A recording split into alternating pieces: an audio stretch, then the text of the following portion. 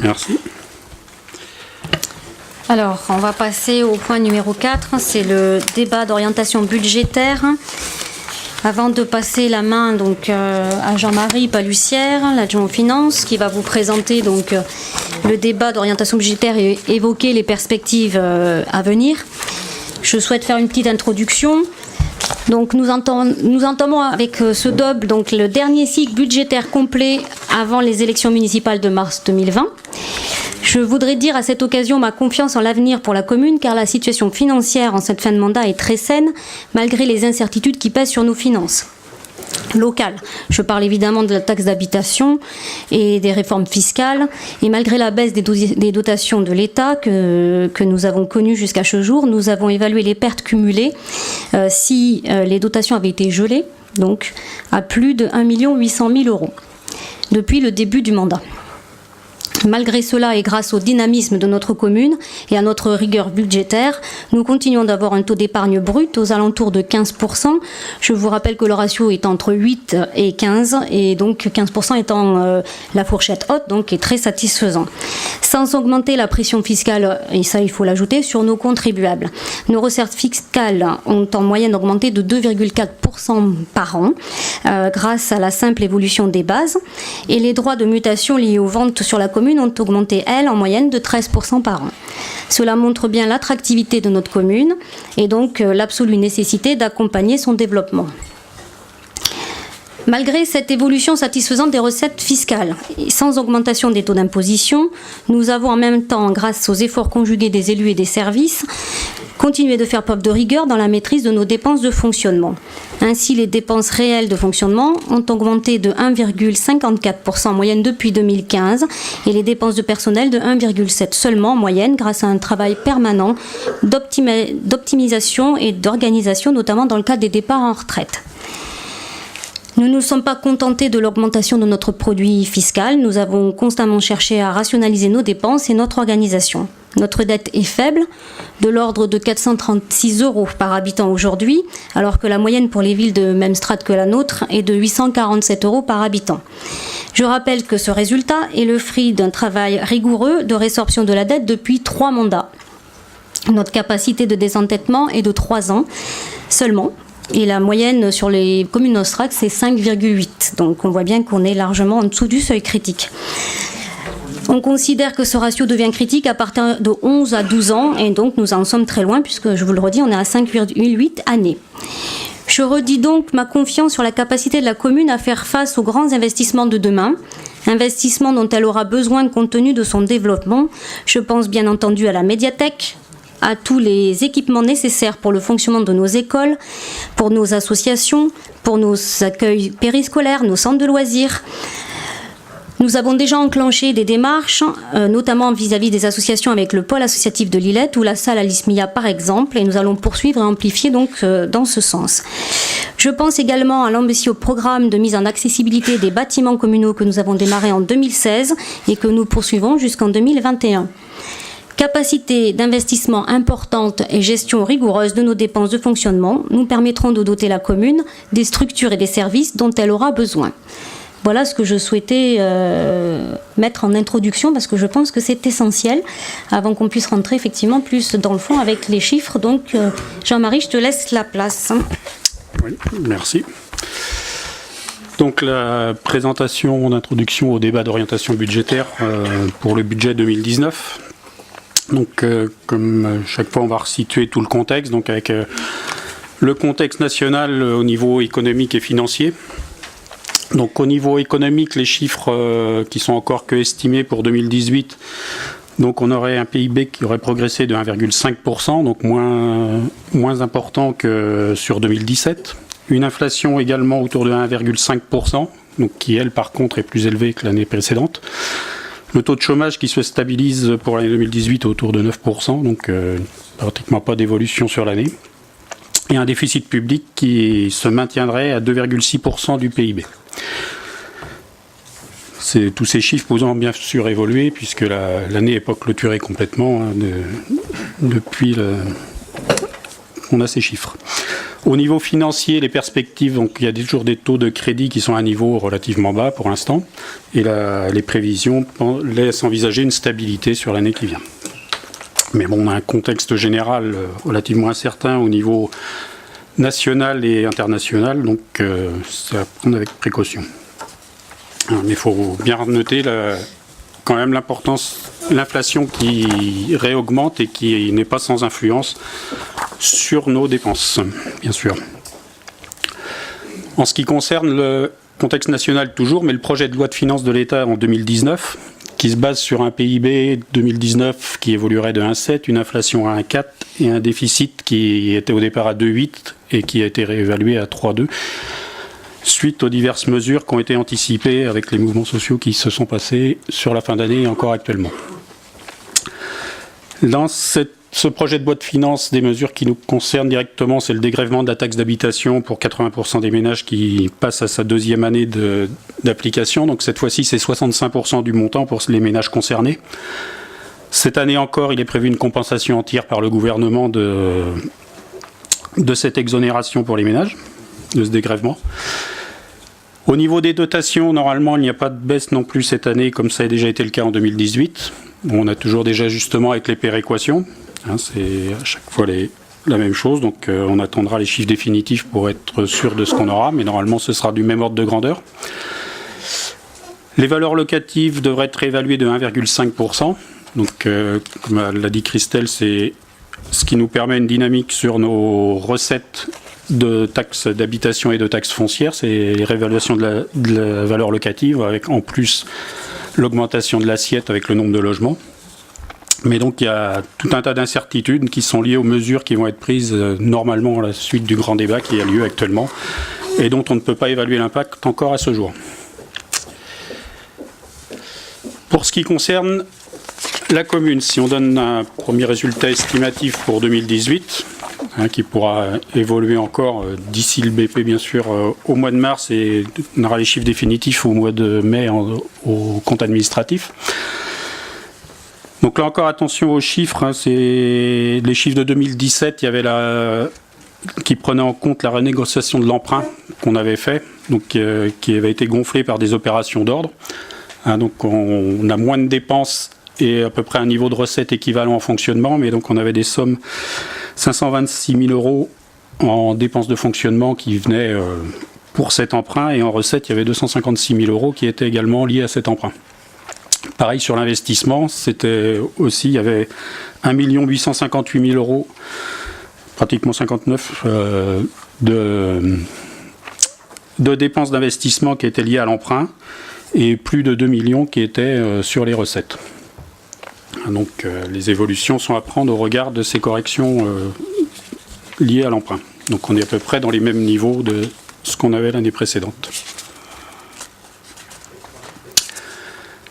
Si on regarde sur les 5 dernières années, donc y compris les chiffres qui sont connus à ce jour pour 2018 sur nos dépenses de fonctionnement, on est toujours sur une stabilisation des dépenses du chapitre 11 avec une très légère augmentation qui est essentiellement due à l'augmentation du coût des énergies. Une hausse modérée du chapitre 12 sur les dépenses de personnel, donc on a on voit une petite marche, mais il y a eu des remplacements de longue durée pour maladie, donc il y a des recettes qui sont venues en face, mais bien sûr ça n'apparaît que dans la partie recettes, pas ici. Mais il y a toujours une évolution qui reste modérée grâce à la politique, comme a dit Christelle tout à l'heure, de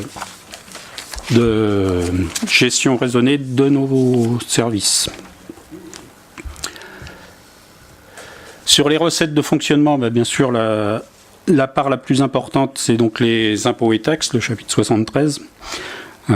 Les recettes des services, elles sont toujours en progression avec l'augmentation de la fréquentation. Entre autres, cette année, il y a eu pour les 4 derniers mois de l'année, la CLSH le mercredi matin qui a rouvert suite à l'arrêt des TAP. Au niveau du chapitre 73, donc impôts et taxes, on voit que là, on est sur une stabilité. Donc sur la partie impôts, on a l'augmentation habituelle avec l'assiette et la hausse des bases.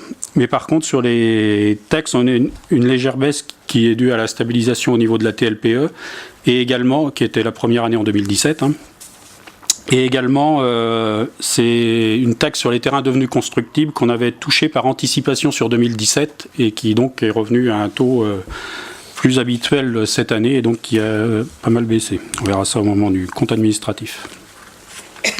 Sur les dotations, donc on voit là, on est au même niveau pour la première fois depuis 2013.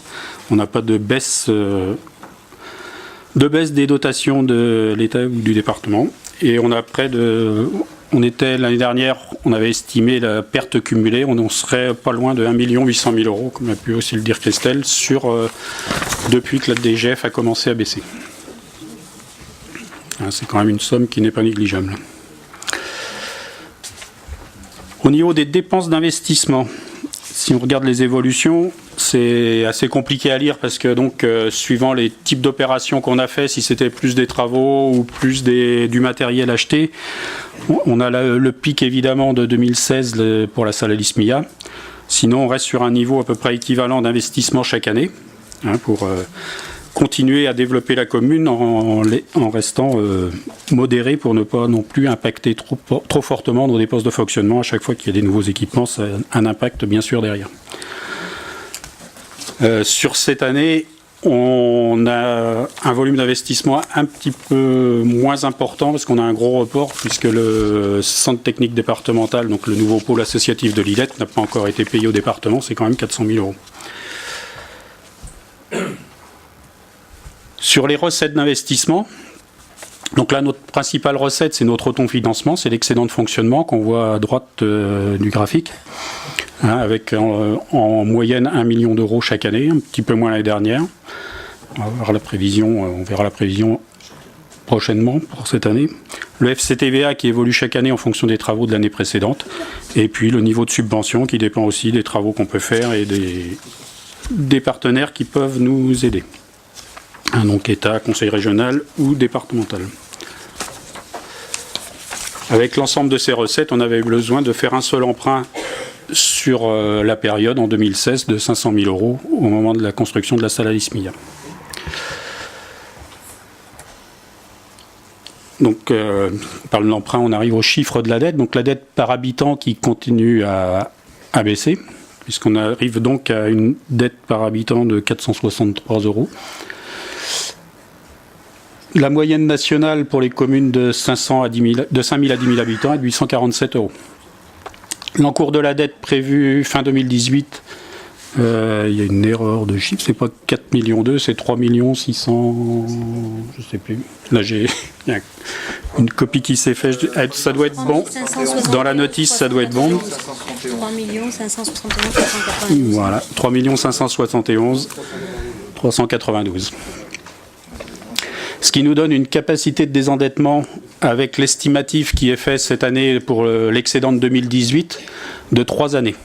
C'est la dette divisée par l'excédent de fonctionnement qu'on a en fin d'année. Si on le consacre entièrement au remboursement de la dette, c'est le nombre d'années qu'il nous faudrait. Donc on descend à 3 années à fin 2018. Les prospectives budgétaires. Donc pour voir un petit peu où on va, l'anticipation du besoin de financement de la médiathèque, qui est le projet qui est important, qui est lancé maintenant pour voir le jour en 2022. Donc on aura besoin de financement à partir de 2021 pour 2020 pour en 2021 pour cet équipement. Un excédent de fonctionnement donc, qui est à maintenir, c'est ce qui nous donne notre capacité d'autofinancement. On a vu que c'était la grosse partie de financement de nos investissements. Et c'est également lié, cet excédent de fonctionnement est également lié à notre capacité de désendettement, donc il est doublement important. Donc pour préparer toujours la médiathèque, comme on l'avait déjà annoncé depuis quelques années, on continue le plafonnement de notre niveau d'investissement pour les 2 prochains exercices budgétaires, donc de 2019 et 2020, de l'ordre d'1 200 000 euros de nouveaux équipements chaque année. La construction de la médiathèque viendra pour 3,3 à 3,5 millions d'euros hors taxes, travaux plus équipements, sur les années concernées. L'importance également donc, de maîtriser les dépenses, puisque sur les charges générales, ça va être mis en œuvre pour la poursuite de la démarche d'optimisation des services, qui est toujours quelque chose qui est bien pris en compte par tous les agents de la collectivité. Et puis la réduction des coûts, qui a des possibilités de réduction de coûts. On a le conseiller en énergie partagée qui travaille, là, qui échange déjà avec nos services. Alors on a vu que l'énergie était actuellement en augmentation. On parle encore d'augmentation sur l'électricité prochainement peut-être. Donc il est très important de faire des efforts dans ce sens-là. Les dépenses de personnel qui sont toujours maîtrisées en tenant compte des évolutions de carrière des agents. On étudie les possibilités de réorganisation de services à chaque mouvement de personnel. Et ça porte ses fruits puisque pour l'instant, nos augmentations, comme l'a dit Christelle tout à l'heure, sont de l'ordre de 1,7% depuis 4 ans. Donc ça reste très, très modéré par rapport à l'évolution générale. Le maintien des aides au secteur associatif, qui est important pour nous et qui dynamise la commune. Et donc, comme je le disais, des investissements nouveaux de l'ordre de 1 200 000 euros par exercice.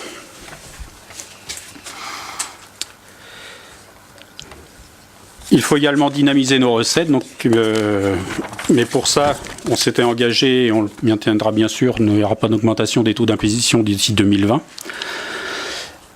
On essaye de modérer l'augmentation des tarifs des services en les optimisant par ailleurs. Et on optimise également le recouvrement des différentes taxes qui peuvent nous être affectées avec plus de recettes et plus d'équité entre les redevables. Un des problèmes qu'il faudra par rapport à anticiper, ça va être difficile puisqu'on n'a pas de visibilité, mais un des problèmes qu'il faudra prendre en compte sur nos ressources prochaines, c'est l'évolution de la fiscalité locale au-delà de 2020. Qu'est-ce qu'il en sera de la compensation par l'État de la taxe d'habitation et est-ce qu'il va y avoir une refonte totale de ces taxes et de ces impôts, on verra. Et pour l'instant, on n'a pas encore de visibilité très claire sur ce sujet. Les perspectives budgétaires plus concrètes pour 2019. Donc je rappelle les axes de notre politique qui étaient engagés depuis 2014, voire avant même pour la plupart, bien sûr, mais qui avaient été confortés en 2014. Donc les services adaptés à tous les publics, les dynamiques culturelles et sportives avec un soutien aux associations, nos activités salon peinture et saison culturelle, et le festival qui fait partie de la saison culturelle, l'acquisition et l'entretien de bâtiments nécessaires au développement des services, et puis toute la partie sociale portée en grande partie par le budget du CCAS. Ouais. Donc sur le fonctionnement, on serait sur un budget de l'ordre de 8 250 000 euros, avec des dépenses de fonctionnement qui augmenteraient au niveau des dépenses réelles de fonctionnement d'environ 1,5%. Donc on se place à peu près au niveau de l'inflation là, pour cette année. Avec des hausses des charges à caractère général qui sont anticipées avec le coût de l'énergie, entre autres, que je rappelle encore, mais qui vient vraiment nous impacter. Une légère hausse des charges de personnel, avec l'augmentation naturelle des salaires qui est souvent estimée autour de 2%. Et cette année, on aura également la prise en charge de la mutuelle sur l'année complète. Et puis des hausses de quelques cotisations qui viennent aussi en hausse sur les salaires. Stabilisation globale pour les autres dépenses, et on peut noter une baisse du prélèvement au titre de la loi SRU, qui serait de 96 000 euros, puisqu'on aurait une prise en compte, on a vendu des terrains pour du logement social à la Fernière, et on aurait une prise en compte d'une décote pour cette vente de terrain. Les recettes de fonctionnement, donc qui elles en recettes réelles de fonctionnement seraient à plus 2,5%, donc une augmentation plus importante que pour les dépenses, qui est plutôt bon signe. Avec l'augmentation toujours des produits et des services.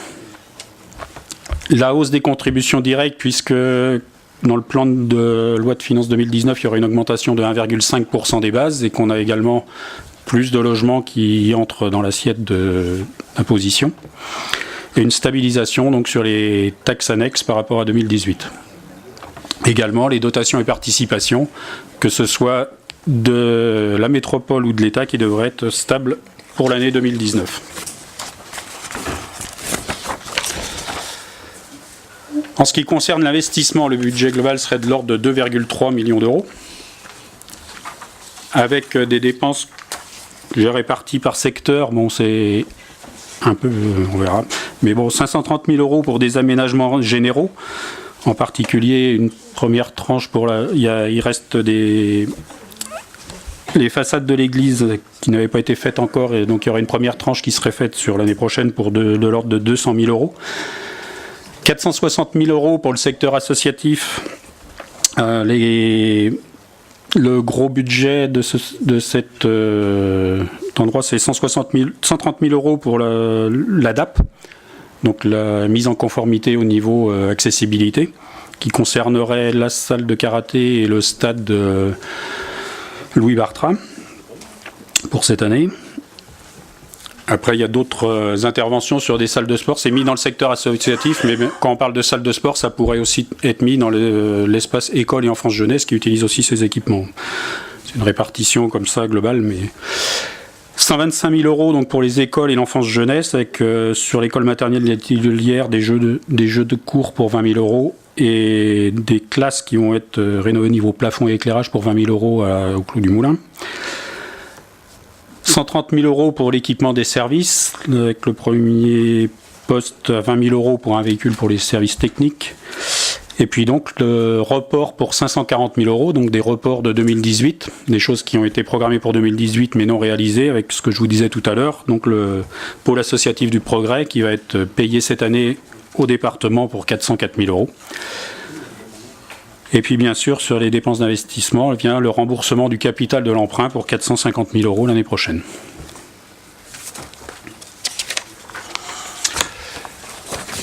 Question recettes d'investissement pour équilibrer ce budget. Donc le virement de la section de fonctionnement est estimé à 740 000 euros pour l'année prochaine. Un FCTVA par rapport aux travaux et achats effectués en 2018 de 160 000 euros. Des amortissements de 249 000 euros, une cession de terrain de 92 000 euros et également des subventions de l'ordre de 100 000 euros. Il y en a une qu'on doit faire la demande tout à l'heure dans une prochaine délibération pour 40 000 euros pour la DAP, la dotation d'équipements aux territoires ruraux pour la DAP. Et puis une autre demande de subvention qui sera établie de 60 000 euros dans le cadre du contrat de développement région métropole pour des aménagements sur la salle Jules Léoté. Donc ça nous ferait donc un budget de l'ordre de 10,5 millions avec un emprunt de 340 000 euros pour faire l'équilibre entre dépenses et recettes d'investissement. Toujours pas de hausse de taux prévue comme d'habitude, donc taux 2018 reste au taux de 2011.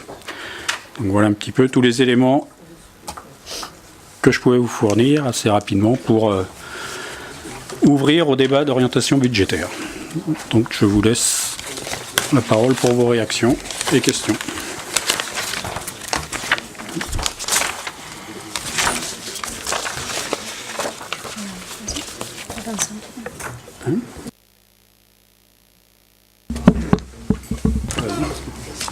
Vincent. Madame le maire, chers collègues, mesdames, messieurs, nous vous remercions de l'exposé que vous venez de faire concernant vos orientations budgétaires pour l'année 2019. Il est clair, précis et nous tenions à remercier les services pour leur contribution et expertise. C'est bien dans un contexte national tendu que nous démarrons cette année. Preuve d'un ras-le-bol général dû à une pression fiscale qui devient insupportable pour tous, citoyens mais aussi petites et moyennes entreprises, et un désaveu flagrant de la classe politique qui nous entendent toujours mais ne change rien. Je ne reprendrai pas les différents éléments contextuels qui nous ont été présentés concernant la croissance, le chômage, l'inflation ou encore l'évolution des finances publiques. Et même si la commune n'a pas augmenté les taux d'imposition depuis 2011, il n'en est pas de même avec la métropole qui a levé près de 40 millions d'euros d'impôts supplémentaires en 2016 sur les ménages, puis 40 millions d'euros d'impôts supplémentaires sur les entreprises pour les années suivantes. Ceci voté par nos représentants. Concernant le grand débat national voulu par le président de la République, qu'en est-il aujourd'hui de son organisation aux Sorinières? D'ailleurs, aurait-il fallu attendre tous ces événements pour organiser un vrai dialogue entre citoyens et élus? C'est bien avec les incertitudes les plus totales que les collectivités vont devoir avancer. Il nous paraît donc nécessaire de rester prudents et patients. C'est aussi pour cela que nous émettons des doutes concernant la médiathèque, avec de grosses incertitudes sur son coût final, sur le financement de la DRAC ou la répartition du financement des différents éléments. Le déplacement du monument aux morts nous paraît également à revoir du point de vue financier, 40 000 €, ainsi que de l'endroit où vous souhaitez l'installer. Nous apprécions la poursuite de la mise en conformité liée à l'ADAP, mais plutôt que de construire toujours de nouveaux locaux, il nous semble essentiel de maintenir en état ceux que nous disposons déjà, tels l'espace jaune, la salle Jeanne d'Arc ou d'autres encore. Côté gestion budgétaire, même si nos choix auraient été différents, nous constatons une dépense maîtrisée depuis le début du mandat. Nous vous remercions de votre attention. Merci. Tu veux répondre?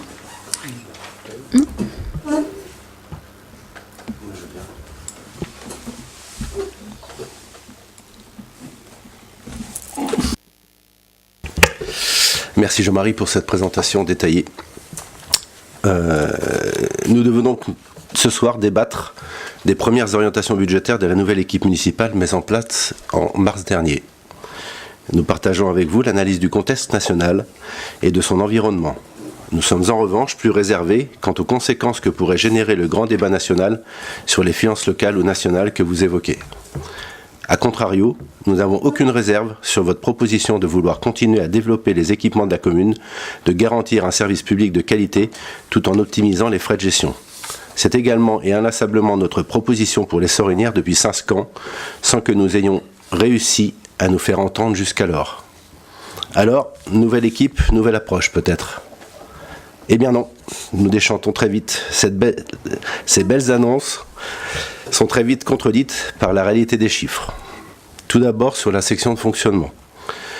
Vous nous annoncez des dépenses 2018 en baisse. Comment est-ce possible alors que des dépenses de personnel, les frais généraux, qui constituent plus de 75% du montant, continuent à augmenter? Les résultats de votre proposition ne viennent pas d'une gestion maîtrisée de la commune, comme pourraient le laisser supposer vos commentaires, mais d'un correctif apporté à cette section par un emprunt. Une hausse des dépenses 2019-2020 stabilisée à 1,5%. Les dépenses de fonctionnement pour 2019 sont annoncées à 7,5 millions d'euros, ce qui correspond à une hausse effective de 6,5% par rapport aux dépenses 2018. En même temps, nos recettes diminuent de 0,25%. Si c'est cela ce que vous appelez une gestion maîtrisée, nous n'avons pas les mêmes références. Ce n'est pas assurément de cette manière que nous dégagerons des moyens pour continuer à développer des équipements et de garantir un service public de qualité à destination des habitants. Nous regrettons également qu'il ne soit fait mention nulle part des perspectives de subvention au CCAS. En effet, nous constatons, depuis la rentrée 2018, une très forte augmentation des demandes d'aide. Notre rôle d'élu est bien entendu l'écoute, mais aussi l'adaptation des moyens en anticipant et en l'inscrivant dans notre budget. Ce n'est manifestement pas le cas actuellement. Il en est de même pour les départs en retraite qui sont prévus dès cette année. Nous n'avons engagé aucune réflexion, sauf à ce que nous ne soyons pas au courant, au sein de ce conseil municipal sur le remplacement de ces personnes, la qualité des services fournis à la population pour anticiper ces départs. Passons maintenant à la section d'investissement. La baisse des investissements constatée depuis 2 ans se confirme. Le résultat est que nous arrivons maintenant sous le seuil des 2 millions d'euros. C'est dramatiquement bas pour une commune de plus de 8000 habitants dont la population croît régulièrement. Cette année, vous nous présentez des prévisions d'investissement pour 2,3 millions d'euros, identiques à 2018, soit. Le besoin est tel qu'aujourd'hui, comment pouvez-vous nous assurer qu'elles seront réalisées ? En parallèle, vous nous proposez de déplacer le monument aux morts en 2019, alors que le programme de l'île aux Sangleries n'est pas défini. Pourquoi une telle précipitation ? Manquons-nous d'informations sur le sujet qui pourrait expliquer cette volonté d'aller vite ? Autre point interpellant, pourriez-vous nous expliquer la somme allouée à la coulée verte, alors que s'agissant d'une ZAC, il est de la responsabilité de l'aménageur de la financer sur son propre budget. En conclusion, ce dernier budget de la mandature 2014-2020 est donc malheureusement en droite ligne avec les précédents. Il ne propose aucune vision à moyen et long terme et n'anticipe aucun besoin futur de notre commune. Durant ce mandat, notre commune a accueilli près de 700 nouveaux habitants et s'apprête à en accueillir au moins autant dans les 4 prochaines années. Qu'avons-nous fait pendant ce mandat pour les accueillir, améliorer et adapter le service aux Sorinièrois et Sorinièroises ? clairement pas à la hauteur des attentes et des besoins de nos concitoyens. Alors certes, vous nous parlez de la salle Alice Mia. Elle était déjà prévue dans le mandat précédent. La médiathèque, elle n'entrera en service qu'en 2022 au mieux. On ne sait pas encore combien elle va coûter. Au minimum 3,5 millions d'euros, avec une possible aide de 1,1 million d'euros, soit 30% du montant, ce qui est très loin des 50% annoncés. À titre d'information, la différence que générerait la potentielle subvention de la DRAC sur la médiathèque, entre le minimum et le maximum, correspond au montant 2019 de l'investissement destiné aux associations. Pouvons-nous jouer à ce point avec nos finances ? La TAP, ces travaux nous ont été imposés. Et pour terminer, votre consultation des habitants au prochain printemps. Elle arrive bien trop tard, moins d'un an avant la fin du mandat. Pour quel objectif ? Car aucun moyen n'est prévu au budget pour le financer. À un an de l'échéance électorale, nous espérons qu'elle ne sera pas financée par les fonds communaux. Nos concitoyens ont maintenant besoin de projets concrets et fédérateurs qui leur parlent et dans lesquels ils se projettent pour les années à venir. La concertation, l'échange et la co-construction ne doivent pas rester de belles paroles. Elles doivent déboucher sur des résultats concrets, anticipant ainsi les sorinières de demain. Merci. Alors, je vais essayer de répondre sur le général et je te laisserai rentrer dans le détail. Je vais reprendre. Alors, pour le monument aux morts. Le monument aux morts, donc on a discuté avec l'Union nationale des anciens combattants dernièrement. Vous serez informés en commission jeudi prochain. Équipement. Précipitation ou non ? Précipitation, c'est dans la logique de ce que nous avons donné en projet sur la commission urbaine. Il n'y a pas de précipitation, c'est la partie c'est la suite prévue de l'îlot médiathèque. Donc il n'y a pas de précipitation, mais le temps de le déplacer, le temps d'avoir concerté, parce que oui, on concerte, la preuve, puisqu'on en a parlé avec l'Union nationale des combattants. Donc ce n'est pas que des mots, la concertation, effectivement. Puisque la preuve, vous en aurez donc l'information jeudi, que les choses ont été entendues. Je continue sur ce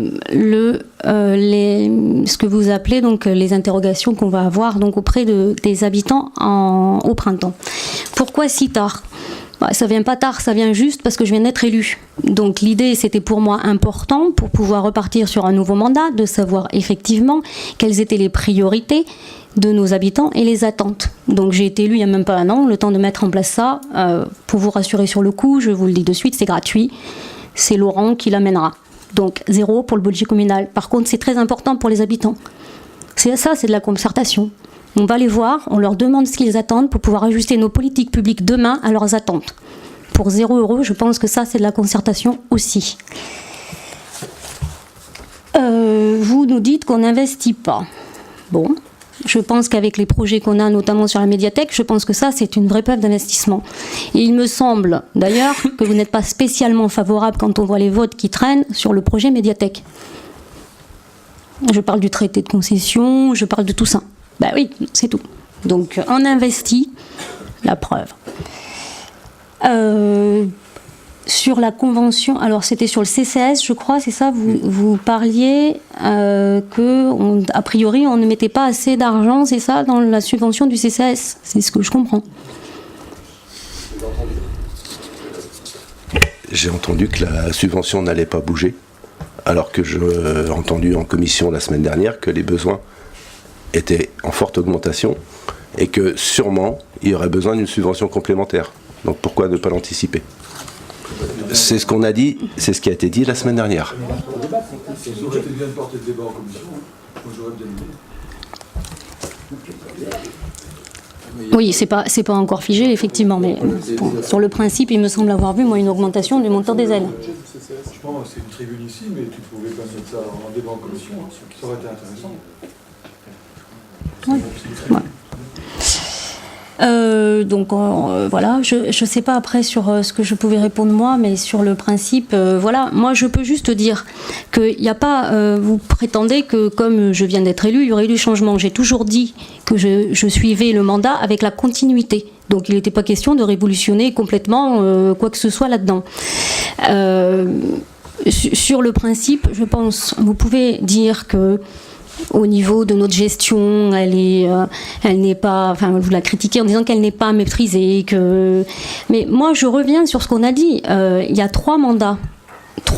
On a pris une commune qui était surendettée, qui était aux mains de la préfecture dans sa gestion, puisqu'on a fait confiance à la nouvelle équipe en disant on vous laisse la gestion pour voir.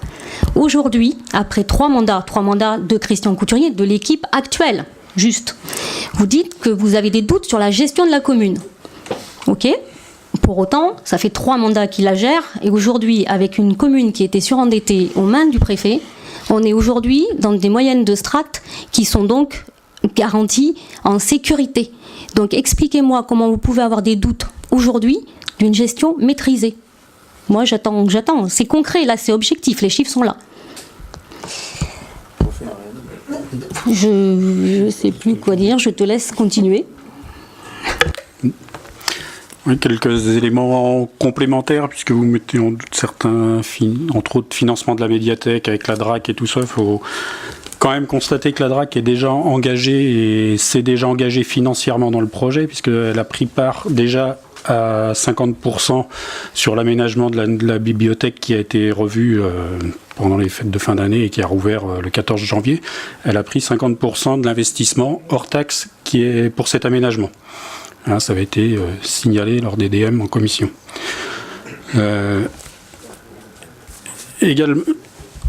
Également, donc, les objectifs, je ne vois pas ce qui vous motive à dire que les objectifs, nouvelle équipe, nouvelle orientation. Je pense qu'on continue sur les mêmes orientations, comme vient de le dire Christelle, et ça depuis des années. Et on n'a pas attendu que d'avoir des conseils sur la gestion des personnels pour essayer de maîtriser nos dépenses dans ce domaine. Et je pense que les chiffres parlent pour nous et que c'est bien maîtrisé depuis plusieurs années.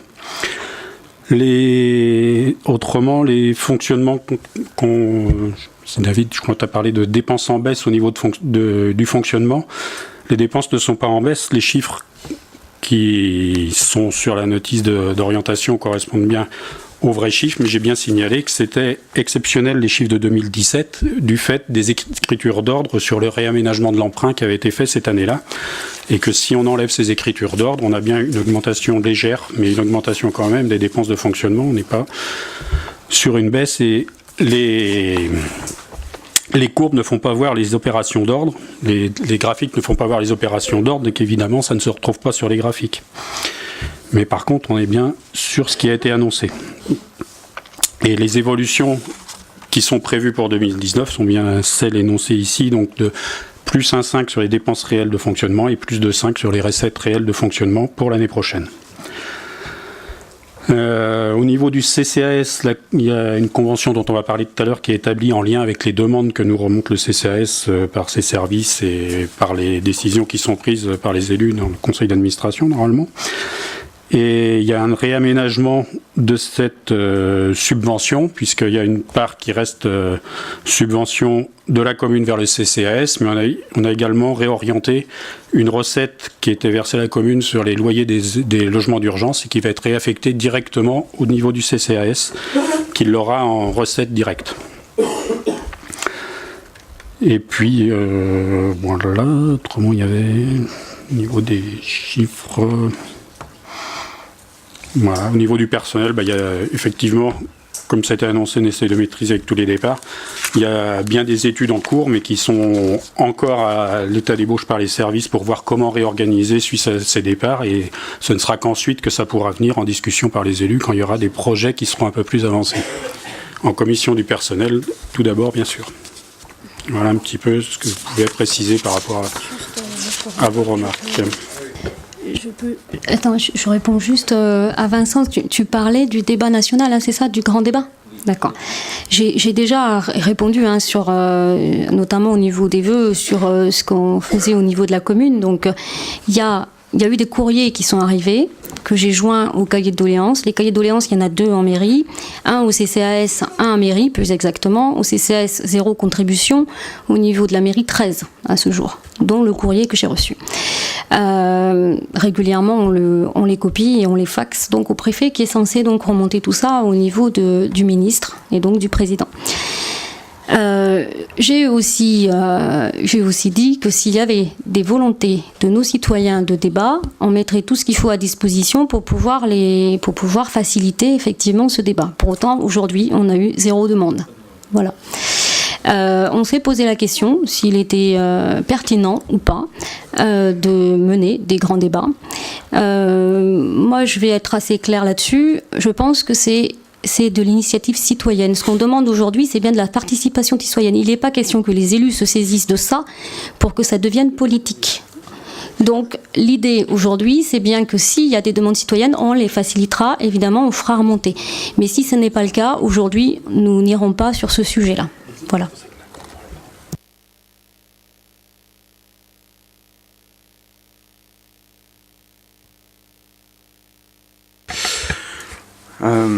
Moi, je voulais revenir.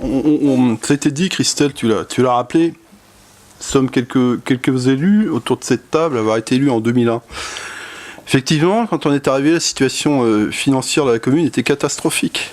On a failli être mis sous tutelle. Il faut quand même s'en rappeler.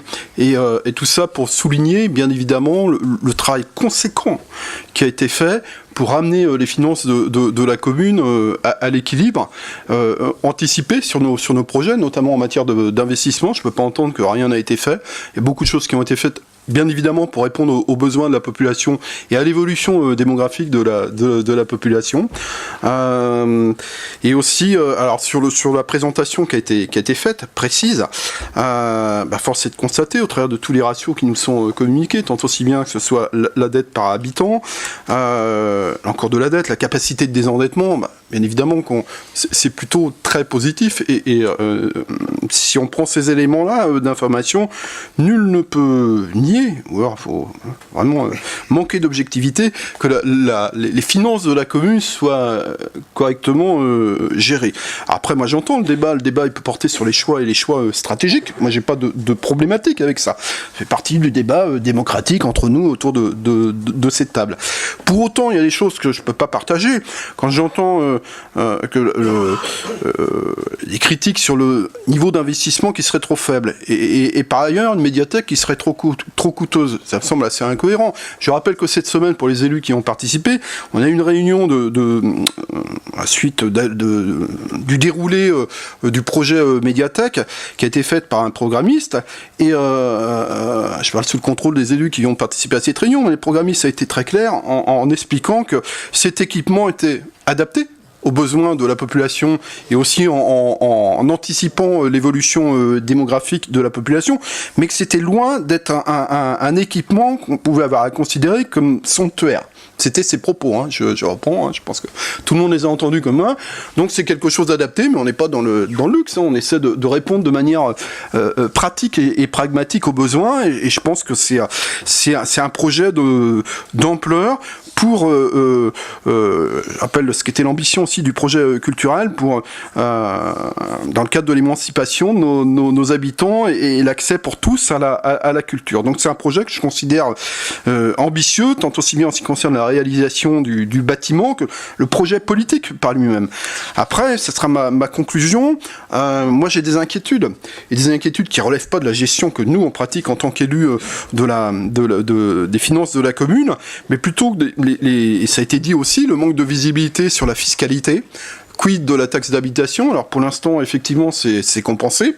Moi, quand je vois ce qui se passe au niveau des EPCI, où l'État est en train de contractualiser avec les EPCI, c'est le cas de Nantes Métropole, faut-il le rappeler, sur des objectifs de baisse des dépenses de fonctionnement, et je me dis, à quand pour les communes de notre strate. Et je pense que ça nous pend au nez. Et donc avec une ambition, puisque l'ambition au niveau du budget de l'État, c'est de réduire les dépenses, et que nous, on en fasse les frais, qu'on ne soit pas en situation de répondre aux besoins et aux attentes de notre population.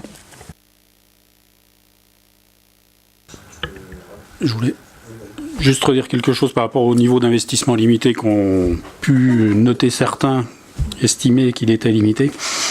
Il ne faut pas oublier quand même que le niveau d'investissement va aussi avoir de l'impact sur nos budgets de fonctionnement futurs. À chaque fois quand on a un nouvel équipement, la salle Alismia, elle a un impact sur le budget de fonctionnement pour son entretien et son fonctionnement. Quant au niveau de service qui évolue régulièrement au niveau des habitants, je vais reprendre, je vais passer avec ma casquette sport. Au niveau du label Ville Active et Sportive, on a recandidaté puisqu'il était valable pour 2 ans. On a été à nouveau obtenu ce label et à nouveau pour 3 lauriers pour 3 ans. Donc c'est aussi une reconnaissance d'un niveau de service à la population qui est quand même un niveau intéressant. Très court, juste pour enfoncer le clou par rapport à ce que vient de dire Bruno sur l'inquiétude pour l'avenir, il est clair que quand on commence à supprimer et compenser, quand on compense, c'est une perte d'autonomie pour la ville qui n'a plus la maîtrise de la situation. Donc ça crée quand même sur la moitié de nos recettes entre foncier et habitation, ça fait à peu près 2 millions chacun, en gros. Donc ça fait 2 millions sur lesquels on n'a plus de prise. Et je ne vais pas vous reprendre tous les exemples que j'ai pu connaître dans ma courte vie de maire. Il y a des compensations qu'on avait pendant quelques temps, puis après, petit à petit, elles ont diminué. Il y en a qui se sont annulées complètement. Donc, comment est-ce qu'on peut être garanti, être tranquille sur l'avenir? Moi, je ne suis pas. Et enfin, on entend parler maintenant de réforme de la fiscalité. Bah oui, tant qu'à faire, on va peut-être remonter les valeurs locatives des logements. Résultat, eh bien, nos recettes augmenteront.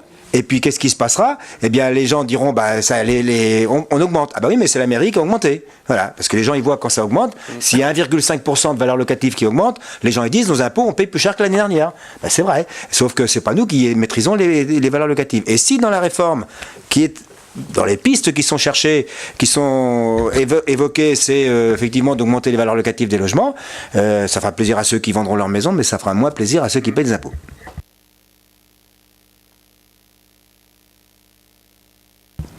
Je voudrais juste repréciser notre position sur la médiathèque. Je veux juste préciser que nous ne sommes pas contre la médiathèque. Je veux que ce soit clair. Ce sur quoi je peux m'exprimer. Ce sur quoi nous sommes inquiets, c'est son manque de maîtrise financière. Non ? Non, parce que mardi soir, nous avons eu un comité de pilotage. La personne qui nous a fait cette présentation nous a indiqué que le budget du bâtiment seul était de 3,5 millions d'euros, qu'à cela, il fallait rajouter les espaces verts, la VRD, le parvis devant, et que la subvention de la DRAC ne portait que sur le bâtiment. Donc il nous a dit que c'était 3,5 millions, plus tous ces éléments-là, dont on ne sait pas aujourd'hui combien ils vont coûter, et que la subvention serait à peu près de 1,1 million d'euros. Ce qui fait ce qui serait entre 25 et 30% du budget global. Donc là, nous ne sommes pas contre cette médiathèque, nous voulons que les financements soient maîtrisés. Et le deuxième point sur la convention d'aménagement que nous a été demandé de voter en juin. La convention d'aménagement, nous ne l'avons pas votée, parce qu'elle manquait d'invisibilité sur le contenu de ce qui était demandé dans la Convention et que nous n'avions aucun garde-fou sur le coût que ça allait faire pour notre commune. C'est simplement cette raison-là. Je voudrais juste le préciser. Merci. Sauf qu'on a aussi précisé, il faut aller au bout de ce qui a été précisé quand même au comité de pilotage, c'est que tout ce qui était voirie extérieure, c'était pas le même budget puisque c'était un budget PPI de la métropole. Donc, je redis que ce coût global, ce n'est pas pour la commune. Mais donc, il faut aller au bout. Quand tu donnes une idée, il faut y aller jusqu'au bout. Sinon, c'est de la mauvaise foi, David. C'est tout. Le budget de la PPI de la métropole ne contient pas ce poste-là. Non. Oui, mais écoute, David, c'est évident que ce parvis se fera dans la prochaine programmation pluriannuelle. Et alors, et donc, ça fera partie de la liste de courses qui sera discutée avec la métropole. Mais déjà, on sait. Quoi ? Si, vous avez les chiffres. Puisque dans la PPI, vous aviez 450 000 euros. Déjà prévu. c'est vraiment de la mauvaise foi. Bah oui, vous avez tout le détail de ce qui est prévu dans la PPI actuelle, marqué, et vous donc ce l'avez sera marqué, reporté la dans le PPI. mandat suivant, donc ça on est sûr de l'avoir. Il n'y a vraiment aucun problème pour ça. Et c'est vraiment de la mauvaise foi Ça a là. été chiffré, vous l'avez.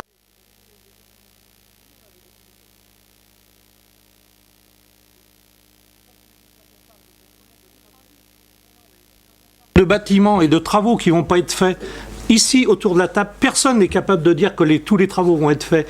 On doit avoir des appels d'offres, et les appels d'offres peuvent être infructueux. Et là, ça dépend pas des élus. Voilà.